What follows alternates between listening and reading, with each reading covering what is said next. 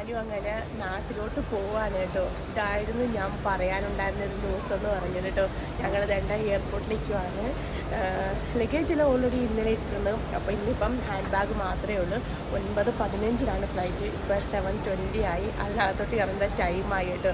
അപ്പം പോകുമ്പോൾ എന്തോ ഒരു ടെൻഷൻ പോലെ.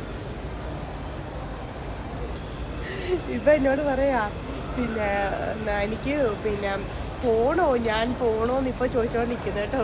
ശരിയേ മുമ്പ് പോകുന്നതിന് വിഷമമുണ്ടാ? ശരി പിന്നെ മുഖത്ത് നോക്കത്തില്ല കേട്ടോ. അപ്പം മോനെ യാത്രയാക്കട്ടെ. അമ്മാനുവിനെ അകത്തോട്ട് കയറ്റിയിട്ട് ഞങ്ങൾ രണ്ടും കൂടി ഇരിക്കുവാണ് കേട്ടോ. അപ്പോൾ ഇമിഗ്രേഷൻ കഴിഞ്ഞിട്ട് വിളിക്കാമെന്ന് പറഞ്ഞു. വിളിച്ചതിന് ശേഷം ഇനി പോകും. വിളിച്ചിട്ട് പോകാനായിട്ടിരിക്കുവാണ്.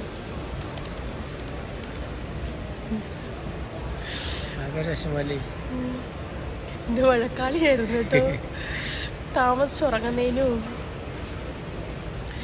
ഇങ്ങനെ